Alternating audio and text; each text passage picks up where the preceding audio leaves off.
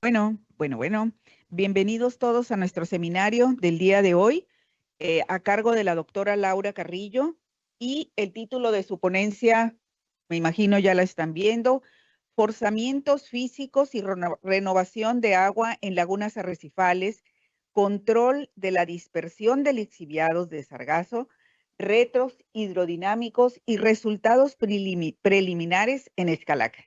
Bueno, como parte del resumen que me compartió la doctora Carrillo, tengo para ustedes lo siguiente. La renovación de agua en lagunas arrecifales someras regula los tiempos de residencia e intercambio con el océano abierto, la distribución de organismos y la dispersión de trazadores disueltos y particulados.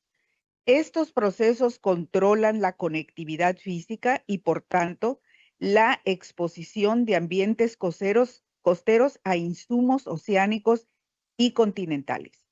En años recientes, la acumulación y descomposición de sargazo pelágico en el Caribe ha intensificado la carga biogeoquímica sobre aguas someras, generando lixiviados cuya presencia, extensión espacial e impacto potencial dependen críticamente de los mecanismos hidrodinámicos de recambio y transporte. Esta ponencia presenta el marco conceptual y avances del proyecto de ciencia de frontera titulado Dinámica Oceanográfica Costera como reguladora de la distribución del sargazo en el Parque Nacional Arrecifes de Xcalac, junto con resultados preliminares derivados de la instrumentación oceanográfica in situ para caracterizar circulación y recambio y dispersión en la laguna arrecifal de Xcalac.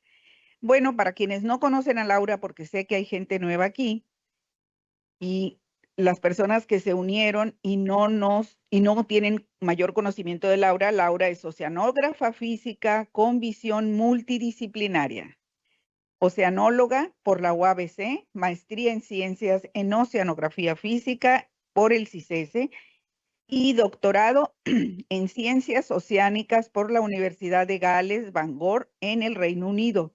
Tiene un postdoctorado en Scripps en la Institución de Oceanografía de la Universidad de California de San Diego, en Estados Unidos.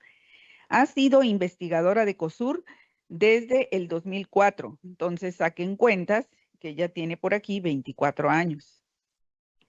Investiga procesos oceanográficos físicos en la zona de transición océano-costa, plataforma continental, zonas de arrecife de coral y estuarios tropicales. Realiza estudios de circulación y su relación con la conectividad de larvas de peces y organismos planctónicos, así como en el transporte de sargazo en la zona costera y sus efectos en los ecosistemas costeros. Monitoreo y de largo plazo de variables oceanográficas.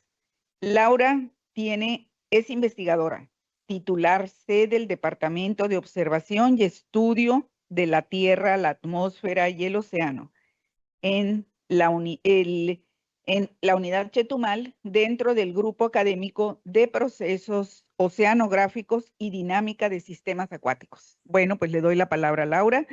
Ya queremos escuchar ese recambio que debe de haber por ahí, por Xcalac. Adelante, Laura.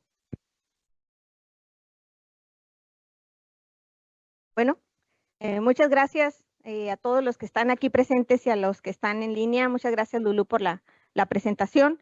Y bueno, voy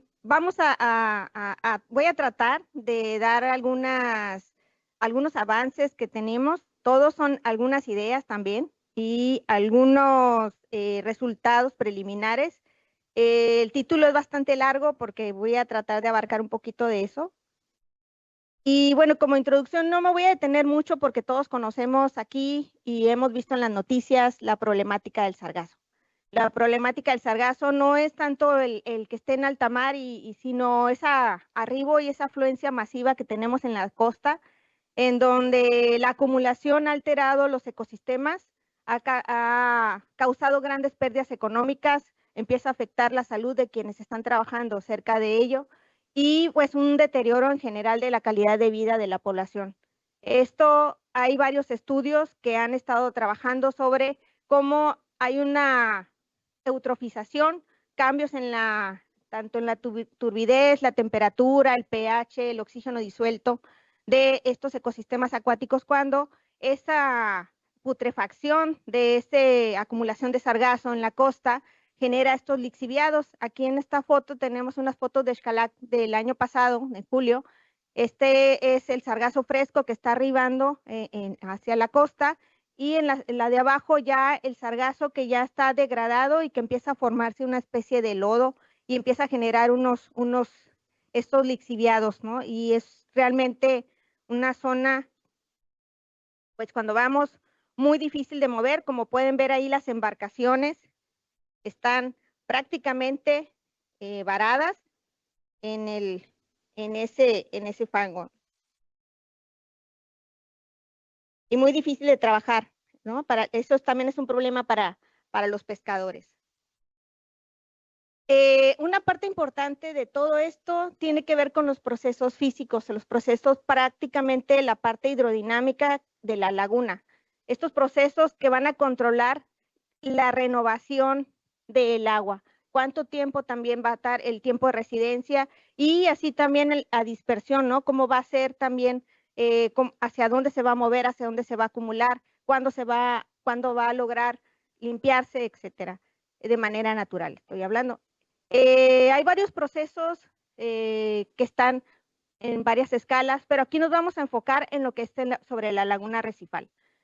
De manera teórica, podemos simplificar el intercambio del agua mediante una aproximación de los diferentes forzantes que están llenando la laguna. Estamos como viendo qué procesos van a hacer que esa acumulación de agua ocurra en la laguna. En la medida que nosotros podemos entender cómo es el transporte, cuánta retención, el volumen de agua y el tiempo, vamos a poder determinar la duración de... Ah, ¿no se alcanza a ver? A ver, voy a... Ah, sí, ok.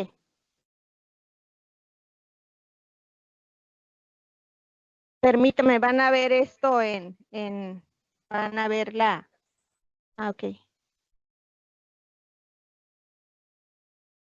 Voy a volver a ver si la puedo compartir. Sí están compartidas, pero creo que es desde allá. Ah, claro. Sí, me están viendo a mí.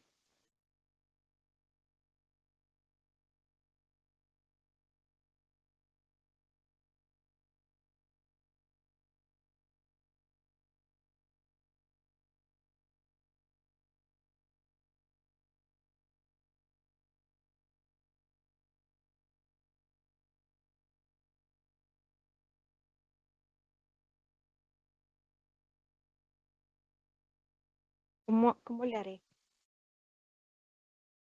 Y no, no.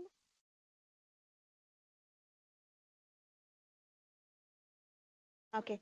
Vamos a esperar un momento. Aquí van a arreglar este detalle técnico de por qué no se ve la presentación en línea. Es un evento en vivo, sí.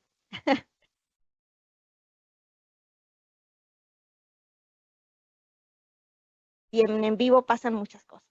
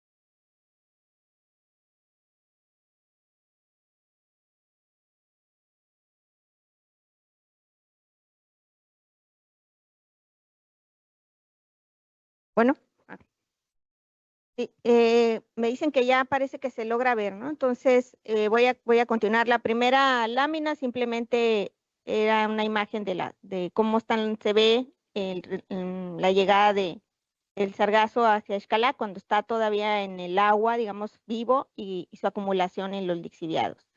Los procesos físicos, estaba yo hablando de que vamos a tratar de hacer unas simplificaciones para entender la hidrodinámica costera.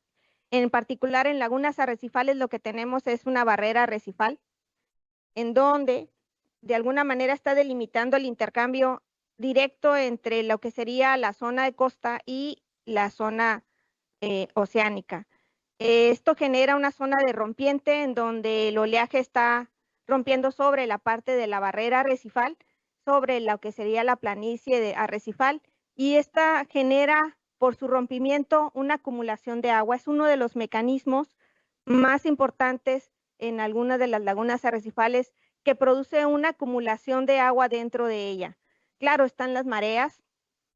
Tenemos también la fricción misma del arrecife como uno de los forzamientos, el viento también, y diferencias de densidad que pueden estar provocadas, por ejemplo, si hay alguna descarga de agua que tiene una diferente salinidad o temperatura que la que tiene la laguna.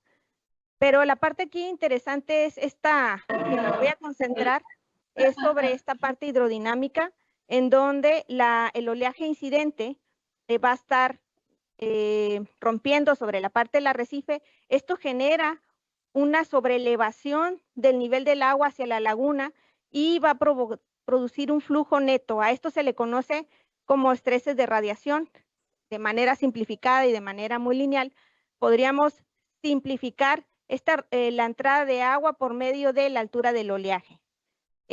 Con ello podemos, si tenemos el volumen de la laguna arrecifal, podríamos estimar un tiempo de renovación en base a los flujos que se estén produciendo en ella. Entonces, prácticamente vamos a simplificar un poco esos mecanismos para entenderlo.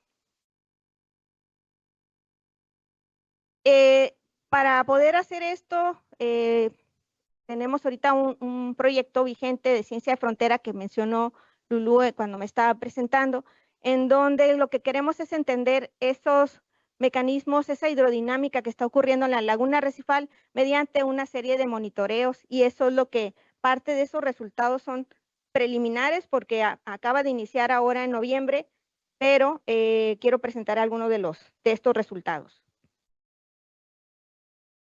El área de estudio seleccionada, pues es la región de Xcalá, el Parque Nacional Arrecifes de Xcalá, que está localizado aquí donde está el puntito rojo, donde está la península de Yucatán. Prácticamente es como el ombligo del mesoamericano, en donde tenemos, aquí tenemos una distribución de trayectoria de diferentes boyas, y prácticamente nos están dibujando los procesos más grandes a escala mayor, ¿no? De la escala oceánica de la llegada de la corriente del Caribe, que se transforma en la corriente Caimán, y esta tiene una oscilación a lo largo del año de su llegada.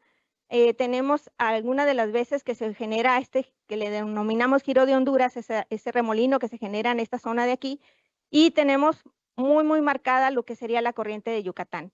Prácticamente eso es lo que tendríamos fuera de la costa, ¿no? La corriente de Yucatán, que es muy variable sobre esta zona porque tenemos la llegada de la corriente Caimán, es mucho más intensa y mucho más clara hacia la parte norte del mesoamericano, de Quintana Roo.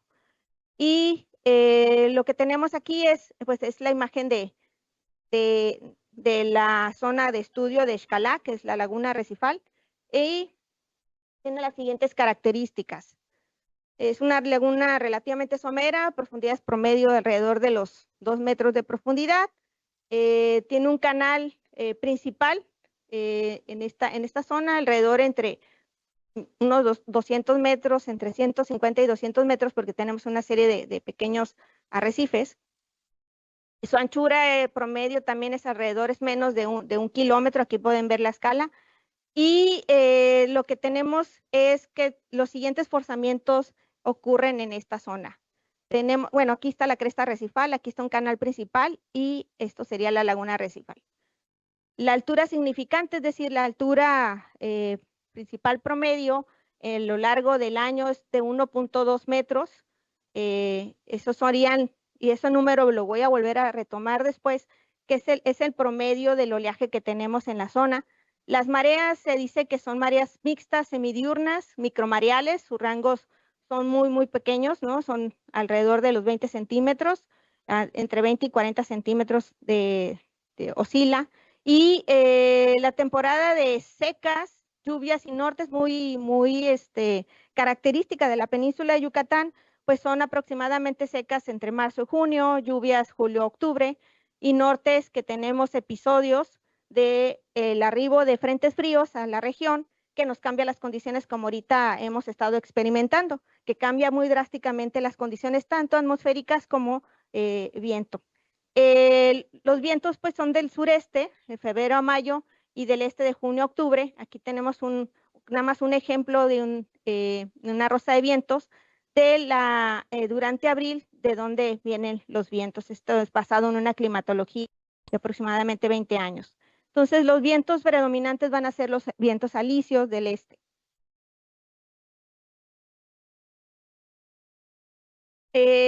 Para hacer una aproximación a la hidrodinámica, porque es bastante complejo, la zona costera se vuelve muy complejo, de hecho, por eso muchos oceanógrafos físicos prefieren la parte de mayor escala, porque no tenemos tanta complejidad, pero la zona costera es muy interesante de investigar.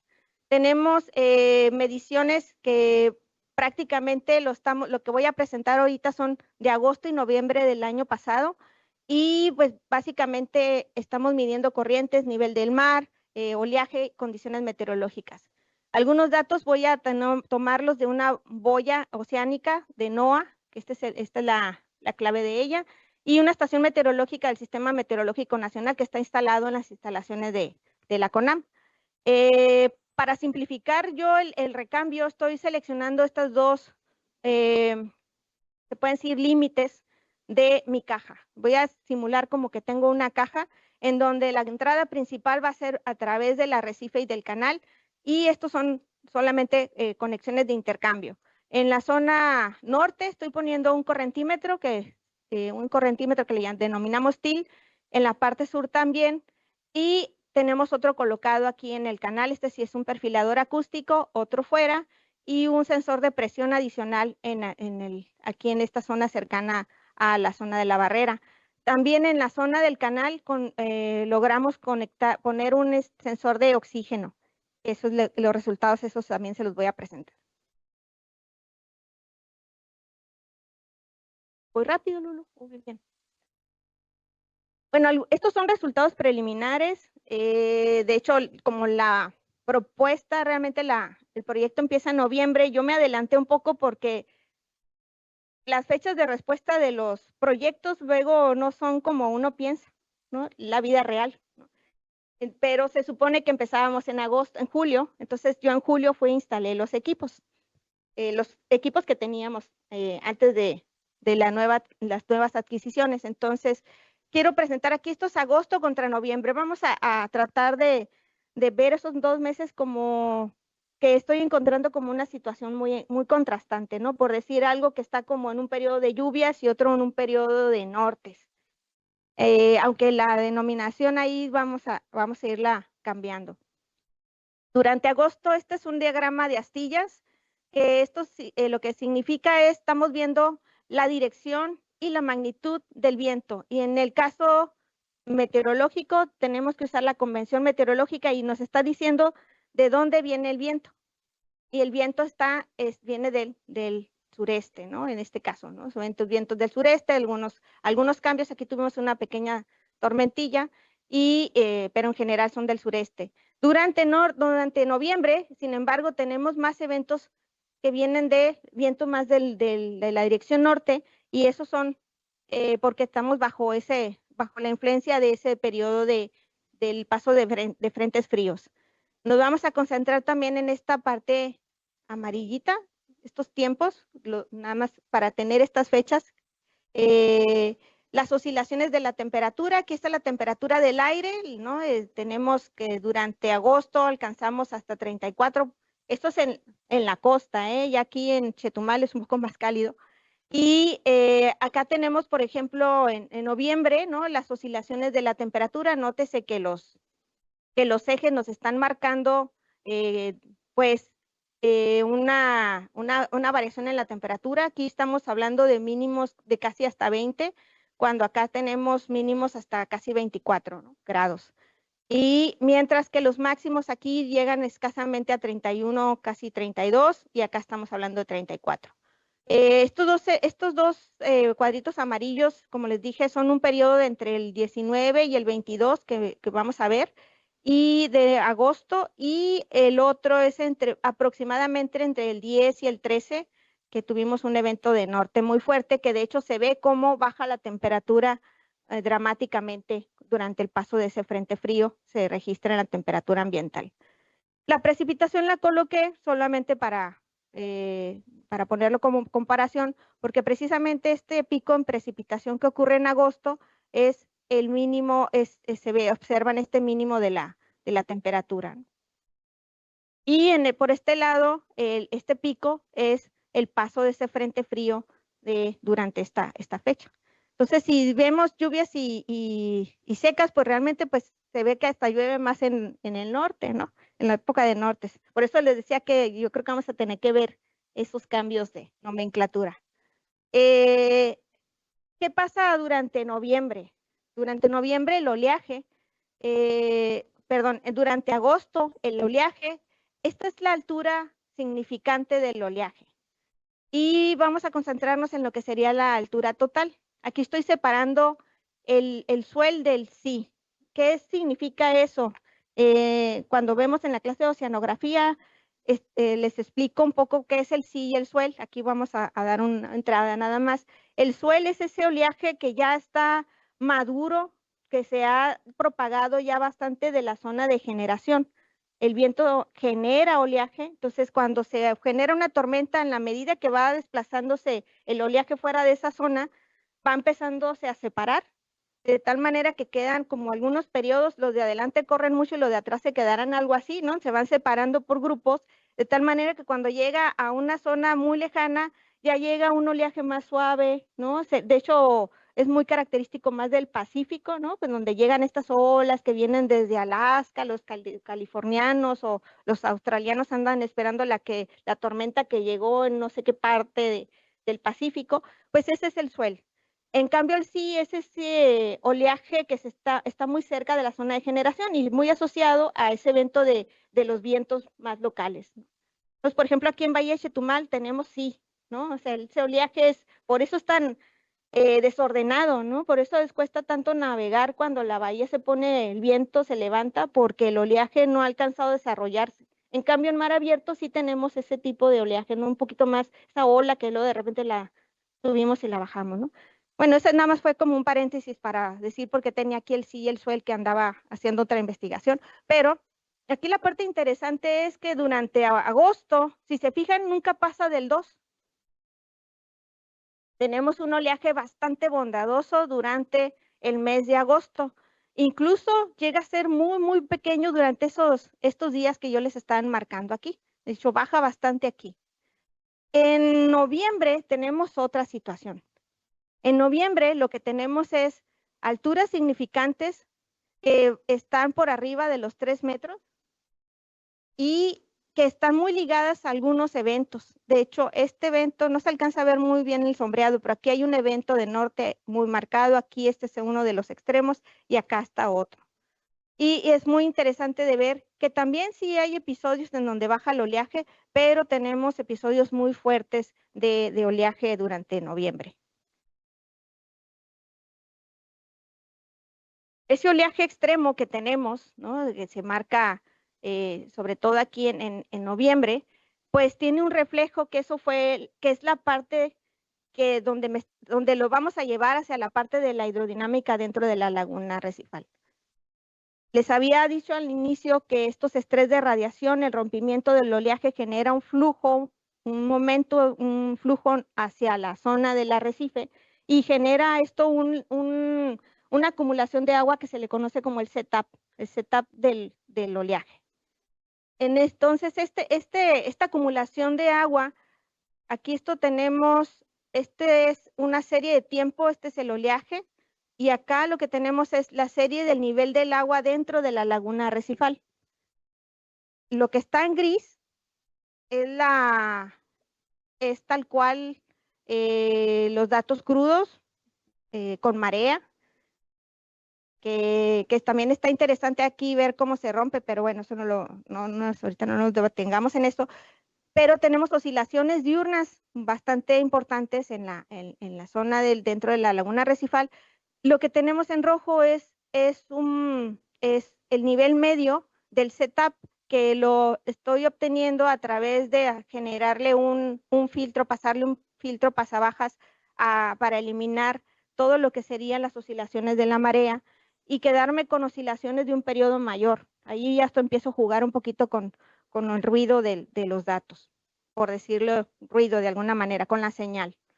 Lo interesante aquí es que, bueno, la parte que a mí me llevó a hacer todo esto fue cuando estaba viendo los datos de noviembre y que vi este cambio, ¿no? Esta coincidencia de el cambio en el nivel, digamos, medio del setup dentro de la laguna y el brinco que da justo cuando tenemos un evento extremo. ¿Qué significa? Que entonces ese evento extremo de alguna manera está agregando más agua hacia la laguna y se genera este setup. Entonces, ahí ya empieza a contarse la historia. Mientras que en agosto no tenemos algo tan marcado.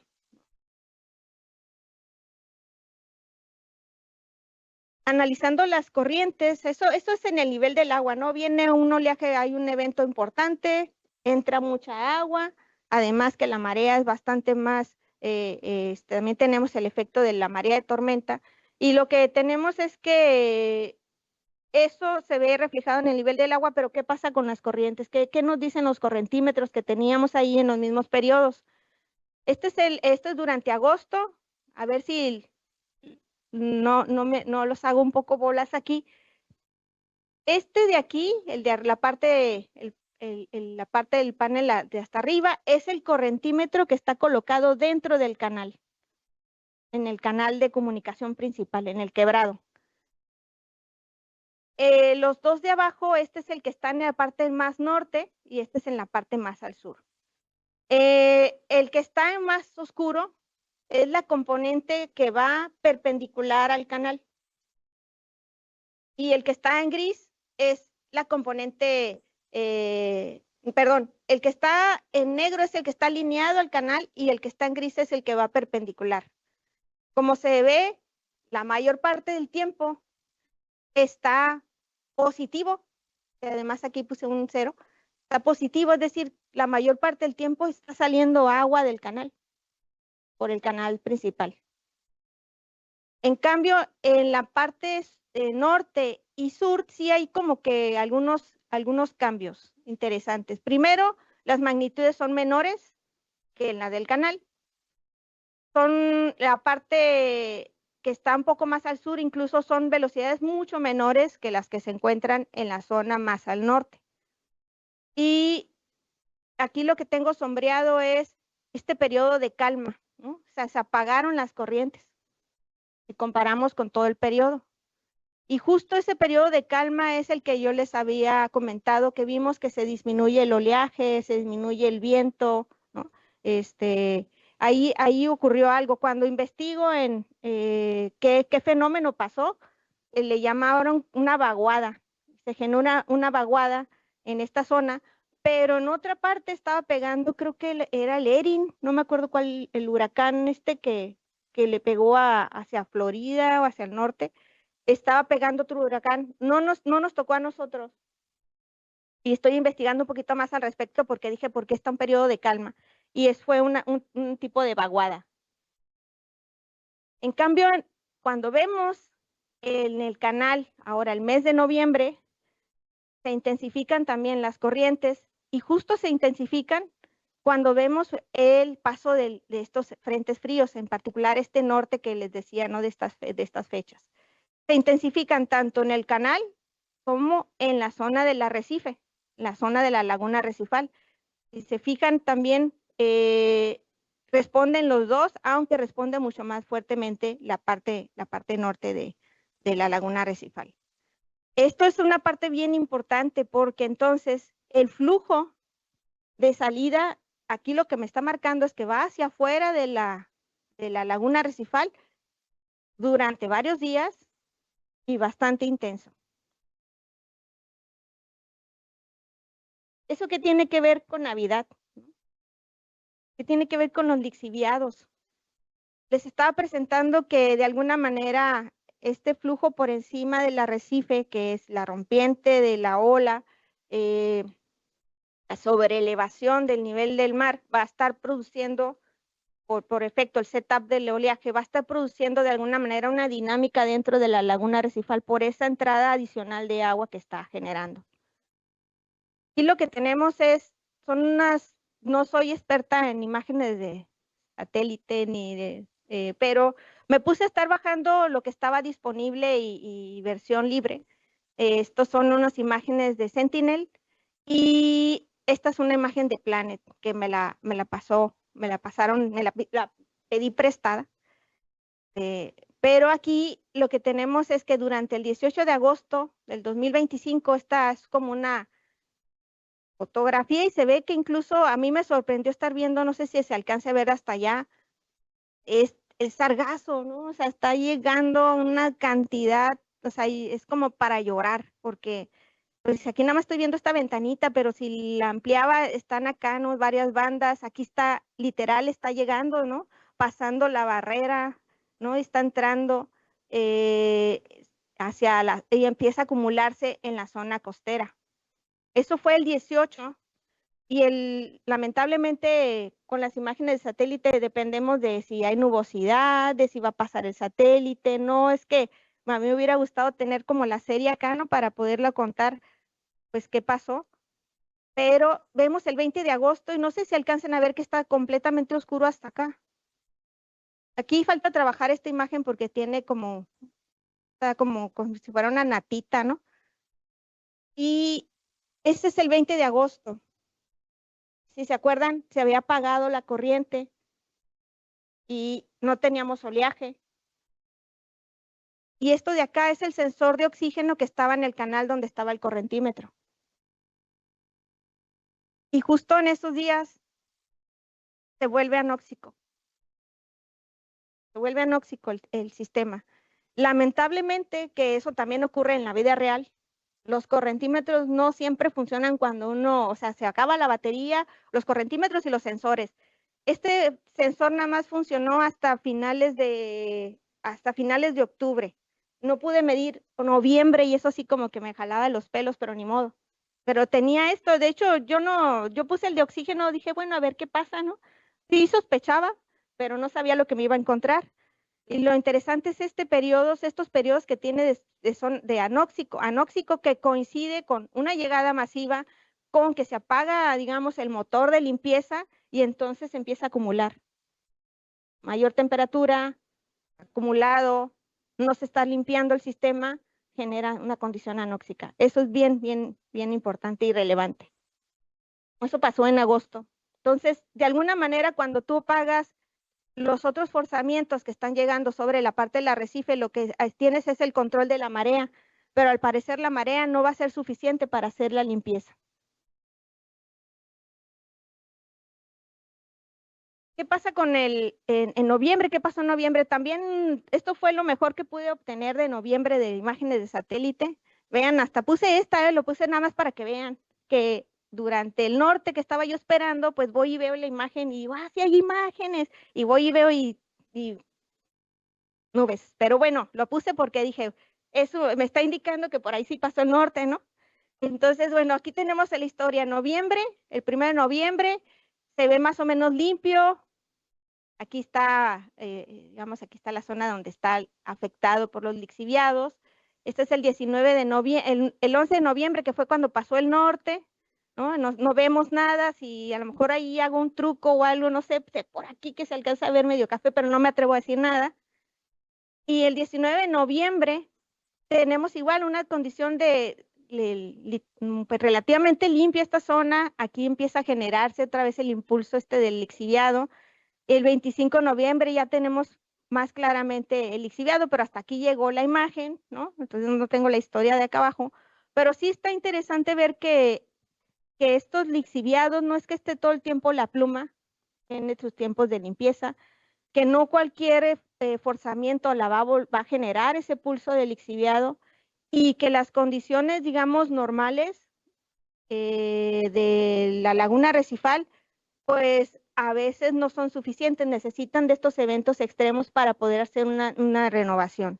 ¿Qué es lo que notamos también aquí comparando con que eso ya habría que hacer una investigación mayor, es si ver si efectivamente durante los meses de norte tenemos una mayor efectividad de limpieza de la zona de la laguna recifal? Eso es lo que tengo de mis datos, pero luego me puse a hacer locuras. O sea, por eso le puse aquí cálculos preliminares y exploratorios, porque todavía no hay, digamos, algo en la literatura que me ayude un poco o que sea, que diga, pues estamos trabajando, sí, el lixiviado, el sargazo, no, o sea, es colectando la información que se conoce sobre los contaminantes, lo que se conoce sobre la hidrodinámica de la laguna, e incluso explorando estos capacidad de carga y descarga de los sistemas. Y con eso me puse a hacer algunas cosillas. Esto que tenemos aquí en azul es la altura de la ola y lo que está en rojo es como eh, el tiempo que tarda el sistema en limpiarse en base al estrés de radiación, ¿no? Calculé ahí, hice de manera lineal todavía, ahorita todavía no le pongo mucha complejidad, por eso lo pongo como exploratorio, pero hice un cálculo del estrés de radiación, es decir, del flujo que me está produciendo el romper el oleaje sobre el arrecife, y con eso de alguna manera hay que restárselo, hay que hacer una compensación en base al flujo que está saliendo. Lo interesante es ver que este pulso, que lamentablemente pues mi gráfica, pues aquí me falló, todavía no se ven los números, pero esto es el 20 de agosto y es el tiempo de duración mayor que tengo sobre este mes en la laguna, o sea, bajo todas las condiciones, usando el estrés de radiación, las descargas y calculando los tiempos de renovación que utilicé, calculé el volumen de la laguna en base a la batimetría y también un volumen dinámico, por decirlo así, que es porque está cambiando por el nivel del mar, ¿no? Hay que cambiar ese volumen. Y bueno, esto es la parte interesante, ¿no? Que el tiempo que dura más es justo cuando tengo ese cambio en el oxígeno que se cayó, que no se movió el agua. O sea, el tiempo de duración en la laguna es bastante alto. Y acá en noviembre, pues no tenemos eso, salvo este periodo. Cabe mencionar que acá están en unidades por mucho más de 6 órdenes, hasta 6 órdenes de magnitud que esta. Bueno, 5, perdón, porque le voy a quitar los... están mucho mayores que esta. Entonces, el tiempo que pueda durar aquí es mucho menor. Yo creo que llegaría por acá, ¿no? O sea, es mucho menor que lo que sería comparado con agosto.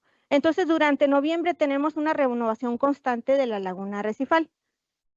Si esto se lo traduzco a eventos por descarga, detección de esos eventos en base al trabajo que está produciendo el oleaje sobre la laguna arrecifal, pues podemos encontrar, también nótese que son diferentes escalas, que durante el mes de noviembre, si lo comparamos con agosto, los tiempos de descarga extrema son mucho mayores, ¿no? Son mucho mayores. Sí hay tiempos en donde tenemos también un poco de calma, como aquí al inicio de noviembre, que se refleja con este tiempo de duración mayor en la laguna arrecifal, pero también aquí destacan, ¿no? estos eventos que les decía aquí no hubo trabajo, aquí se mantuvo el agua y eso generó que se incrementara disminuyera el oxígeno. Comparando agosto y noviembre, pues vemos que el tiempo de residencia, en promedio, durante el mes de agosto es de aproximadamente 0.55 días, es decir, aproximadamente un poquito más de 12 horas. Y en el de noviembre es 0.37, que es, digamos, un poquito más de 8 horas. Y Entonces, el trabajo que está haciendo el oleaje durante noviembre es mucho mayor que agosto, aquí es una comparación. Entonces, lo que nos está diciendo es que durante los meses de norte, probablemente no lo quiero, o sea, hasta ahorita no extrapolo porque necesito revisar todos los otros meses, es que existe una mayor frecuencia de limpieza de la laguna. Me quiero limpiar. Y bueno, otros cálculos también preliminares que está hoy en eso es el transporte neto, ¿no? Es a través del gradiente de la laguna y lo que sería offshore, es decir, fuera de la costa. Y ese gradiente offshore, pues la única manera es tener un nivel del mar fuera y estaba usando el correntímetro. Igual, el correntímetro en la vida real, pues trabajó hasta de julio, de cuando se instaló, a aproximadamente el 12 de agosto. Aquí estoy solamente presentando el mes de agosto. Hasta el 12 de agosto no tuve una continuidad. Entonces, esto es solamente la ventana que tengo hasta ahorita de comparación, pero calculando el gradiente, le saco una diferencia entre el nivel del mar afuera, el nivel del mar adentro, y calculo un gradiente entre laguna y océano o offshore. Encuentro que la mayor parte del tiempo, digamos, está por debajo del nivel, va ganando el nivel del océano, pero ocurren eventos en donde gana la laguna.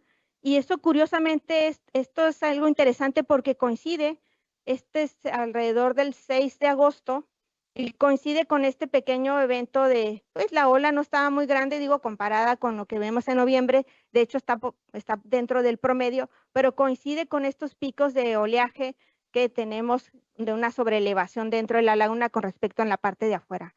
Y este es en las mismas fechas, esta es la corriente en el canal, entonces coincide con una salida también de agua con estos pequeños oleajes. Entonces, también ocurren recambios, aunque los más, como vimos, más fuertes serían como cuando ocurren eventos muy fuertes como los nortes.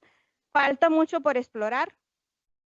Nos falta ver qué pasaría con eventos de tormentas tropicales y con huracanes, ¿no? Que debe ser mucho más intenso aún. Pero en eso estoy explorando también esta parte de las señales de la marea y la señal que le llamamos subinercial o submareal también.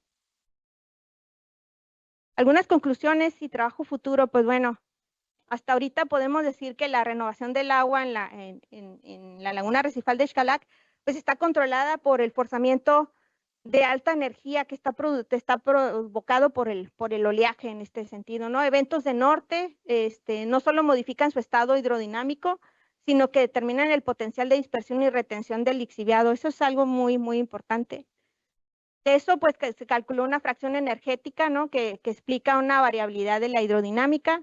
Pues va subrayando los forzamientos episódicos, los forzamientos de eventos extremos sobre el estado medio. El régimen energético pues va a estar dominado por nortes, en este caso pues incrementa significativamente la energía, hasta 1.5 más con respecto a agosto, de este agosto, porque si hubiera sido el agosto del año pasado, que creo que nos tocó unas tormentas, eso es lo que les digo, que nos falta explorar todavía más, quizás cambiaría, ¿no? Las condiciones elevadas de la altura significante, pues van a intensificar el intercambio, entonces eso hace que se reduzcan los tiempos de residencia dentro de la laguna arrecifal, cosa al contrario, ¿no? El que no tengamos esa energía va a producir que se mantenga mucho más y puede producir eventos de hipoxia, ¿no?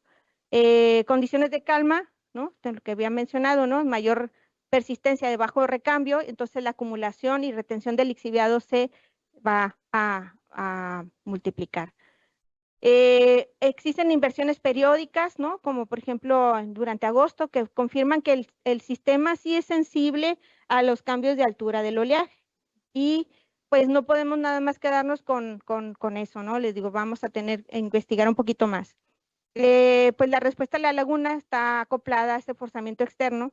Hasta ahorita, cuando hago una correlación entre el nivel del mar afuera, que claro, está muy cerca al correntímetro, ¿no? Y comparado con la laguna me da bastante alto, pero evidencia que la conectividad es bastante buena, es decir, podríamos estar incluso tratar de ver qué es lo que pasa, qué es lo que tengo. Tengo correntímetros en la parte fuera de la laguna ya por muchos años, que lo voy a investigar para tratar de ver qué es lo que está pasando dentro de la laguna, ¿no? Eso me permite ver esa variación en el tiempo.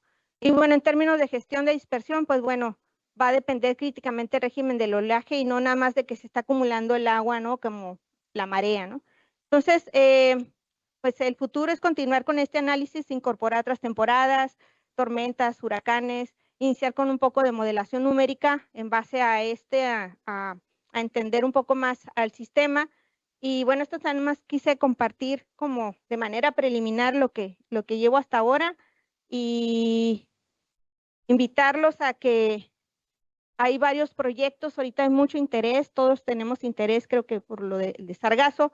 Ahí hay dos propuestas, es un proyecto estratégico nacional en donde es multidisciplinario, tiene desde una componente oceánica, una componente costera y una componente social. En su momento, yo creo, estamos esperando que llegue el financiamiento. Y este es el proyecto, bueno, que ahorita que es el que me tiene ahorita trabajando en tratar de entender la dinámica de la laguna recifal.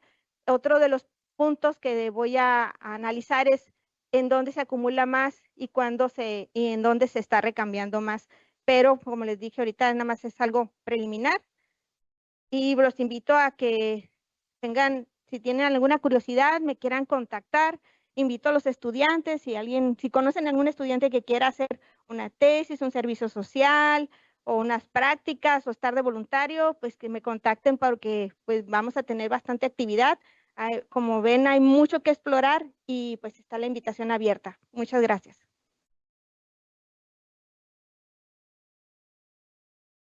Bueno, muchísimas gracias, Laura. Y pues yo abro aquí la sesión de preguntas. Así, Alberto.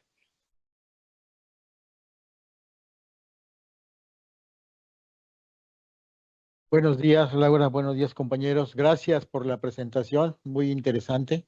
Como bien dices, hay pues muchas cosas que preguntarse y tal vez muchas ligas, ¿no? En otros temas relacionados. Em, Entiendo que el análisis preliminar es cómo se renueva el agua en la laguna recifal. Y esto no implica que la biomasa total de sargazo salga, sino solamente los lixiviados. Los tiempos no pasan de 5 días de tiempo de residencia del agua. Entonces aquí va la pregunta. ¿Esos tiempos tan cortos para que se renueve el agua pudiera ser benéfico para la macrofauna y para la meiofauna o no importa o no se sabe? Mira, yo pienso que haberles cambiado o sea, ahorita están en una situación extrema, ¿no? La presencia tanto del sargazo como el lixiviado es una situación que no teníamos, o sea, de hecho, es algo, digamos, tienes 10 años, pero es algo que los ecosistemas no se enfrentaban a esto y cada vez es mayor.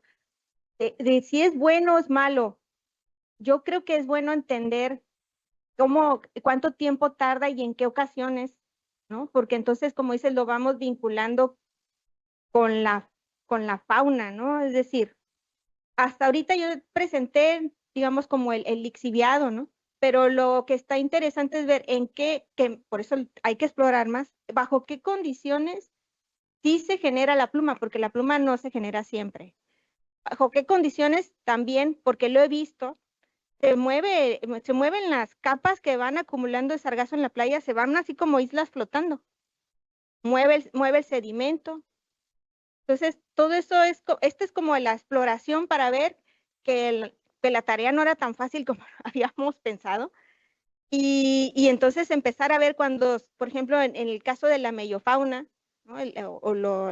Los organismos bentónicos, el hecho de que cómo se mueve el sedimento y que a lo mejor tiene trayectorias preferenciales, como estamos viendo, como que ya está hasta pintado el camino por donde va a pasar la pluma, porque ya vamos y vemos, ya no hay pastos, ¿no? Ya cambió el color, todo. Estos caminos preferenciales creo que de alguna manera nos están indicando que si bien se está renovando relativamente rápido, la afectación está. Y hay otros fenómenos de otras escalas que ocurren en un par de horas, ¿no? O sea, por ejemplo, le decía a Lulu que esto estaba a mí cambiándome varias cosas de la llegada de los organismos. Tienen muy poco tiempo para buscar en dónde asentarse. Muy poco tiempo, ¿por qué? Porque ya viene el cambio y otra vez van para afuera. Eso en condiciones normales, ahora imagínate con condiciones extremas de tormenta, ¿no? Que eso entonces renueva todo. Pero pues sí, yo más bien que si es bueno o malo, pues tendríamos que empezar a analizar qué es lo que está pasando. A lo mejor para algunos fue beneficioso, ¿no? Para a lo mejor algunos llegaron y dijeron aquí, de aquí soy, y para otros dijeron, pues, ¿qué nos pasó? ¿Qué nos cambiaron? ¿No? Entonces, yo creo que en eso hay que seguirle viendo, ¿no? O sea, no lo veo ni bueno ni malo. Una cosa que veo interesante es, y que le da mucha explicación a lo que la comunidad ya sabía, dice, es que se limpia solo cuando vienen los nortes, y efectivamente es porque hay mayor energía en el sistema. Ahora eso me lleva a poder tratar de calcular como algún tipo de índice, ¿no? Como que, bueno, podemos predecir cuando viene un norte y qué oleaje podemos esperar, y entonces podríamos hacer como una especie de predicción. Ahora, los tomadores de decisiones tienen que saber qué pueden hacer. A lo mejor lo que están haciendo de remediación no sirve de mucho. Podrían hacer a lo mejor otro tipo de remediación en base a conocer cómo está funcionando el sistema. No sé si eso conteste tu pregunta.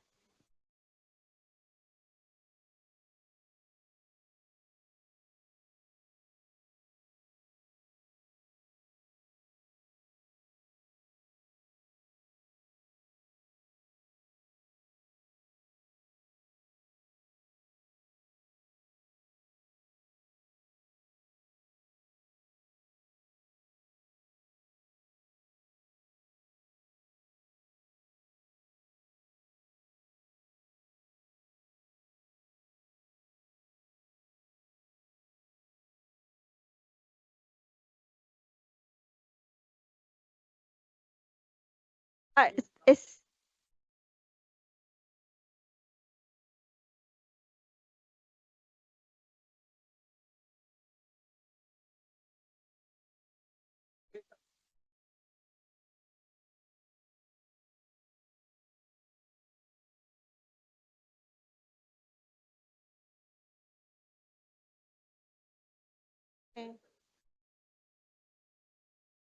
sí. Sí, gracias, Alberto. Mira, hay dos cosas diferentes. Uno es el flushing time, que realmente es el que estoy calculando, el tiempo de renovación. Y la otra cosa es el tiempo de residencia. El tiempo de residencia es cuánto va a tardar una partícula que está en la laguna arrecifal salir de ella, ¿no?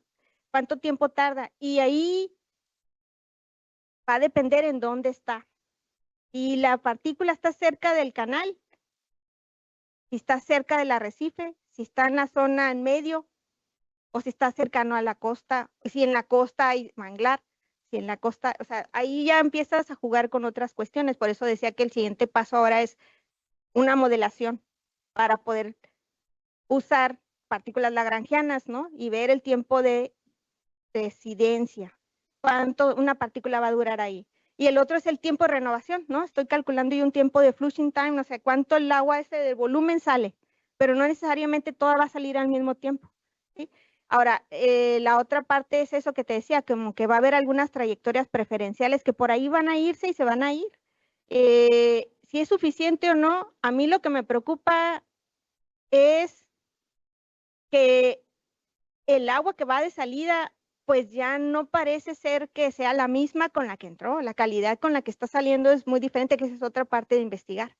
La calidad que por ahí Tere creo que tenía un ejercicio que hicimos. O sea, la calidad con la que está entrando el agua es mucho mejor, ¿no? Se está limpiando. La que va de salida, pues lo vimos, o sea, aunque dure, ponle tú que dure un día más, ¿no? En lugar de 12 horas, dure un día el tiempo de renovación. Pero en ese día ya hubo mortandad, y que es lo que estamos viendo, ¿no? La mortandad de peces, ¿no? O de otros vertebrados incluso. Entonces, yo creo que ahí más bien es es empezar a analizar las componentes separadas, ¿no? Empezarlo a ver, o sea, todo junto a la vez, pero a la vez también ver, a esto le está afectando aquí, a esto le está afectando acá, a este a lo mejor no le afecta tanto porque ni siquiera por aquí pasa el lixiviado, pero a lo mejor a este ya llegó una acumulación. O sea, ahí es empezar a verlo de manera como diferenciada, ¿no? Entonces, por eso te digo, ese fue, ahorita lo que a mí me está haciendo es como, pues no pensé que fuera tan rápida la renovación, y la otra es, pues entonces no en todas partes se va a renovar igual, ¿no? Y gracias por la pregunta. Adelante, aquí tenemos otra pregunta, doctora. Hola Laura, muchas felicidades por tu presentación y por los 2 proyectos en curso. Solamente abonando un poquito a lo que preguntó Alberto, bueno, solo quisiera mencionar que, bueno, más allá del tiempo de retención, de limpieza, etcétera, es también, y bueno, no sé si es el término correcto en términos de las métricas oceanográficas, pero digamos la exposición que tiene el ecosistema a estos cambios en la calidad del agua. Entonces, independientemente de cuánto se tarde en limpiar el sistema, como bien lo mostraron las gráficas de Laura, estas zonas de pluma o no pluma, donde hubo anoxia con valores de oxígeno disuelto de 0, de 0.1, 0.2, etcétera, son lo suficientemente potentes como para haber causado la muerte de absolutamente toda la biota marina. Y bueno, nosotros también lo hemos podido desafortunadamente registrar. Y en ese sentido, bueno, justamente Isabel acaba de hacer una grafiquita en la que durante 2023 que fue un año en el que no hubo tanto sargazo. Sin embargo, sí tenemos, digamos, registradas algunas plumas que son permanentes. Entonces, aunque haya agua limpia, las condiciones dentro de la laguna arrecifal ya no se recuperan igual, porque es un daño crónico que lleva pues más de 10 años, ¿no? Bueno, 10 años. Y en ese sentido, mi pregunta sería, ¿qué otras métricas serían interesantes considerar para entender justamente dentro de lo que sucede dentro de las lagunas arrecifales en términos de corrientes o no sé qué otras métricas oceanográficas pudiéramos tomar en cuenta para entender justamente esto de por qué las plumas en algunos lugares efectivamente son más o incluso son permanentes o semipermanentes? Y te mostramos más tarde las gráficas para que veas cómo hay algunas zonas en las que se han quedado, ¿no? De forma permanente y por años. Gracias.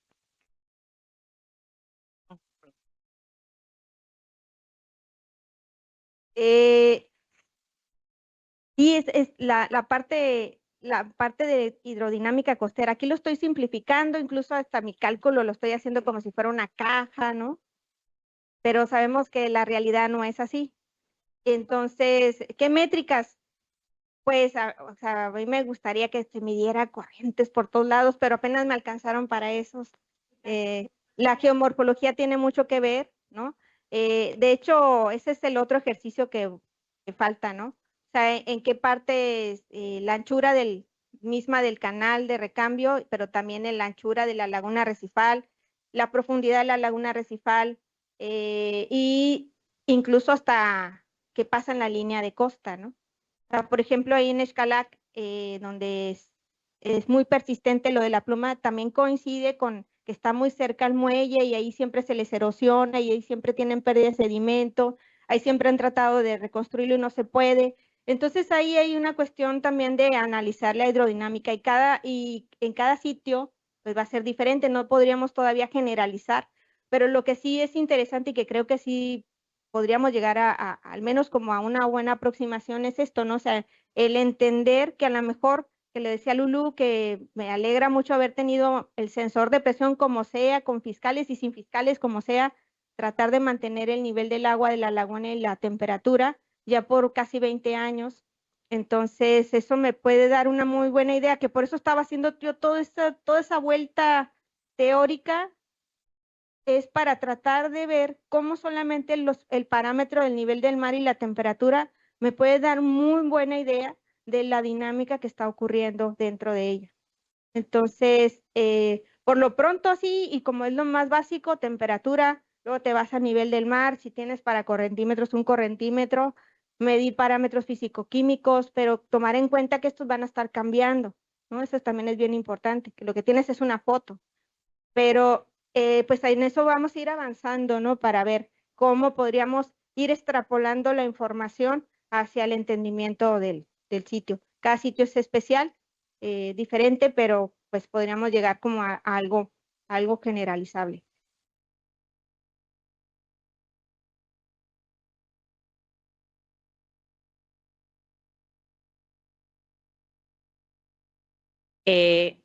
Si esta tasa de recambio es diferente, ¿no? Porque, bueno, sabemos que inicialmente, pues todos estos componentes bentónicos finalmente tienen un papel también en digamos, como en la filtración natural de la laguna, incluso cuando en zonas donde por fuera tenías duna costera, manglar, pastos marinos, corales duros, grandes, versus zonas que justamente coinciden con algunas de las plumas, donde de por sí, de manera natural o histórica, ya no había o sea, como todos estos elementos, ¿no? Entonces, obviamente, digamos que al ya no tener como esos filtradores naturales, pues todo ha sido mucho más deletérea, ¿no? Sí, sí, de hecho, no sé si recuerdan cuando la segunda diapositiva puse los forzamientos y estaba fricción. La fricción es la rugosidad. Lo podemos ver como la rugosidad del sistema, ¿no? Va a depender de los arrecifes, ¿no? De si tenemos corales, ¿no? Tenemos pastos, qué tan lisos. De hecho, se está viendo que la pérdida de rugosidad está no favoreciendo el que tengamos esa renovación, porque entonces ya no rompe con esa energía. O sea, el que tengamos oleaje no garantiza, sino el rompimiento del oleaje en el arrecife, porque ese es el que genera el estrés de radiación, ¿sí? Por eso se le llama estrés, ¿no? Porque tiene esa componente de rompiente y de fricción. Y si tenemos cada vez un arrecife de coral cada vez más liso, más muerte, no va a romper tanto, entonces la renovación es como un círculo vicioso, ¿no? En ese sentido. Entonces sí tiene que ver, aquí como les dije, está simplificado, también porque quise mostrar lo de la renovación del agua, lo hice de esa manera, pero falta ver como esos caminos. Lo que pasa es que también, por eso tiene esos caminos preferenciales, porque entra el agua y busca salir. Cuando va a salir por el canal. ¿Por qué? Porque cuando baja el nivel de la marea, el arrecife es una barrera. Entonces va a buscar salir por el canal que está abierto. Entonces, esa todavía esa es otra plática, pero sí, indudablemente, pues la parte, digamos, de la cobertura, de qué tipo de organismos tenemos en el bento es muy importante, muy, muy importante. Sí, doctora Laura, gracias por su charla. Y bueno, aparte de todo lo que menciona que hay que estar monitoreando, y este es un fenómeno que debe de ser estudiado por todos lados, ¿no? Entonces, algo que ahorita mencionaban por lo de la pluma, ¿no? Que dicen que la pluma está ahí permanente o a veces, ya ahora por poco tiempo no está, ¿no? Pero la pluma ahora siempre la han estado observando. Aquí creo que también los estudios se deben enfocar al estudio de de las biomoléculas, porque cuando el sargazo se está degradando, hay muchos biopolímeros que algunas moléculas iban a salir porque se solubilizan fácilmente en el agua, pero aquellas que no, aquellas que son apolares, van a tener otro componente y como están los corales, va a haber hay como atrapamiento de estas moléculas y es por eso que también esto le afecta a sus estudios sí, de corrientes y demás, porque ya no es agua con sal, ya no es agua oligotrófica, o sea, ya es agua que va a tener azúcares de pesos moleculares muy altos. Tiene celulosa, que también son polímeros, son glucosas y son cadenas muy largas, ¿no? Entonces, todo esto afecta a esa pluma, ¿no? Y que lo que han estado observando, que comenta Nancy, ¿no? Entonces, creo que sí, pues el ejercicio que usted está realizando, sus estudios, sí hay que complementarlos, sí hay que sumarles ahora otros componentes, ¿no? O sea, y unido a sus resultados. Entonces, yo creo que también la parte química, pero del estudio de biomoléculas, va a estar, creo que muy enriquecedor, ¿no? Para lo que usted va a hacer. Y bueno, ahí en lo que se pueda apoyar, ya nos sumamos al equipo ahí para hacerlas, al menos para charlar, ¿no? Porque yo creo que a veces falta tanto la infraestructura, el dinero y quién haga el trabajo, ¿no? Entonces, pero al menos para platicarlo, ahí estaremos. Gracias. Y sí, un poco eso, es que lo del tiempo de residencia es importante porque sí va a variar de lugar y eso es con lo que decía Alberto, ¿no? Le da tiempo, pues dependiendo de qué, ¿no? Dependiendo de qué, si un par de horas es suficiente para alguna reacción, sí.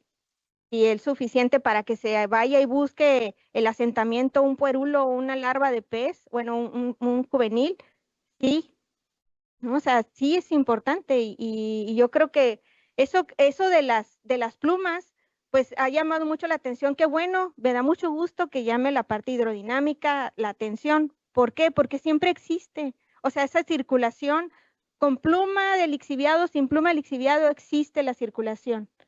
Nada más que el lixiviado es un indicador, es un trazador de la corriente que ya va a existir. Entonces, pues muchas gracias.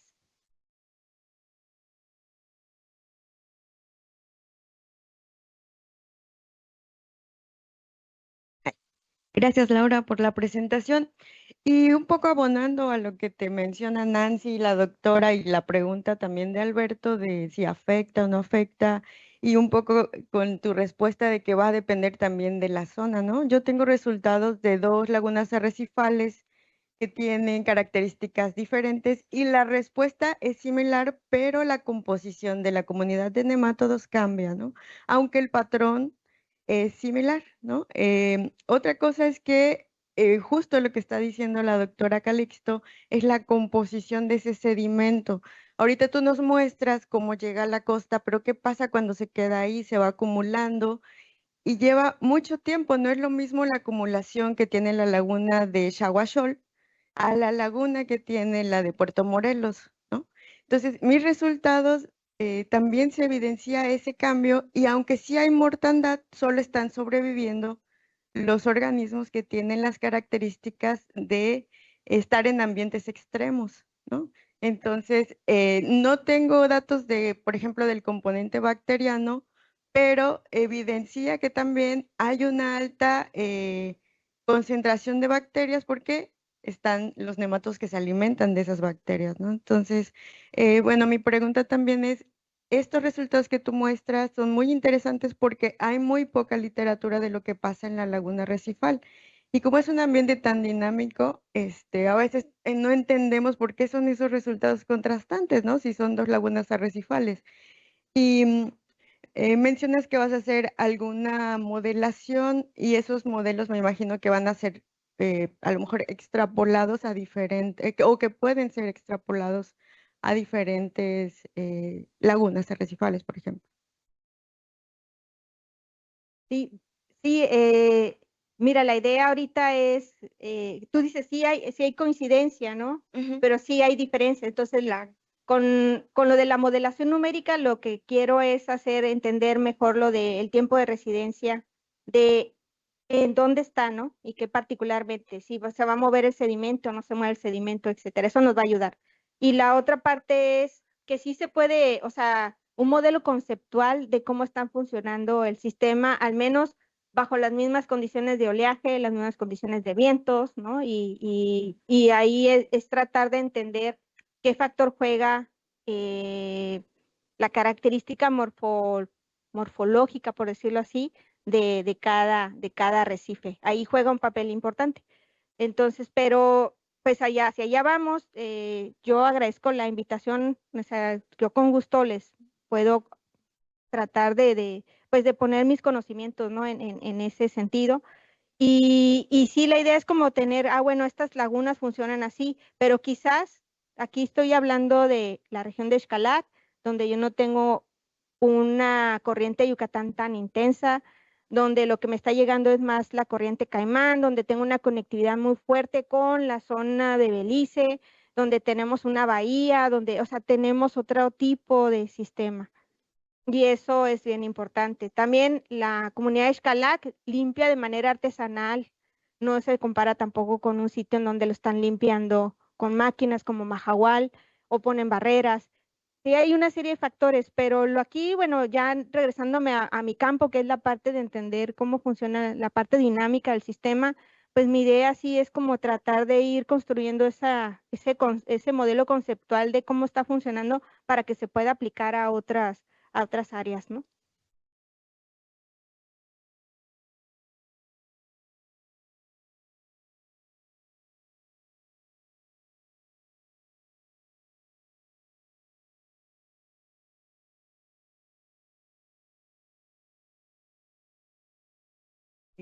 Tenemos un comentario y, bueno, pregunta de la doctora Marta García. Marta dice, gracias por la presentación sobre el reconocimiento,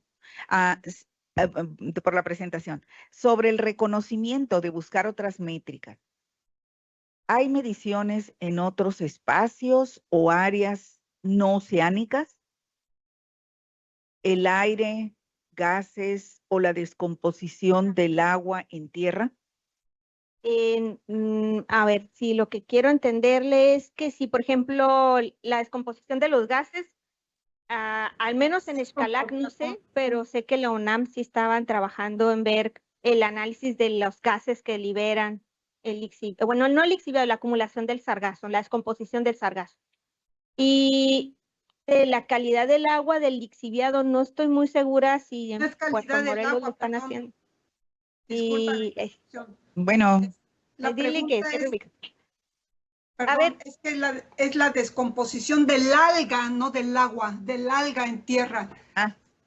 ok. la descomposición. Pues es que en eso, Marta, creo sí, que en cierto. eso hay otros grupos que sí están trabajando esa parte de la descomposición, ¿no? De hecho, dentro de la propuesta, esta grandota, va a tratar de hacer como esta simulación, le llaman ex situ, porque no va a ser in situ el experimento, sino fuera, simulando las condiciones en el mar de la descomposición del sargazo cuando se hunde.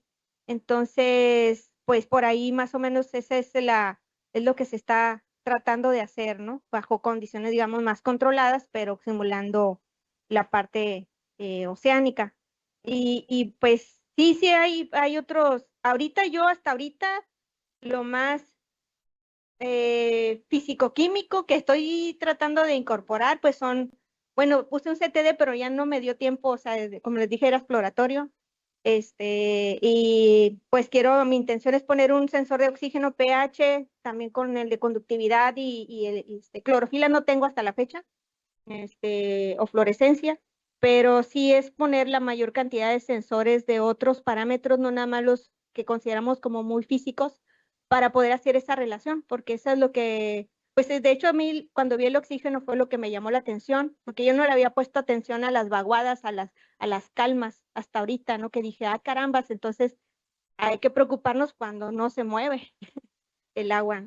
Bueno, Laura, aquí hay un comentario, dice Marta, no, el tema es que se ha considerado abono, sacando el alga en zonas, ya se me acabó la pila aquí. Bueno, sí, si quieres luego platicamos ahí está el café, vamos, los invito al café. Bueno, Laura, yo nada más quiero externarte una felicitación por este trabajo. Para mí es algo que yo esperaba desde hace mucho tiempo, ¿no? O sea, hemos trabajado juntas en este camino y a mí, el que te dediques a esta parte tan costera, la verdad es eso es magnífico para quienes trabajamos con organismos en la zona costera, ¿no? Entonces, yo te felicito y yo quiero aportar lo que pueda y lo que tenga. Y de hecho, pues ya hemos empezado en algunas cosas para comprender mejor lo que está pasando. Y bueno, aquí están invitados todos los que quieran unirse a estas iniciativas. La verdad, hay mucho trabajo que hacer. Es increíble la cantidad de trabajo que se tiene que hacer para entender. Y bueno, gracias a todos porque ya se acabó nuestro tiempo. Gracias. Gracias. Felicidades.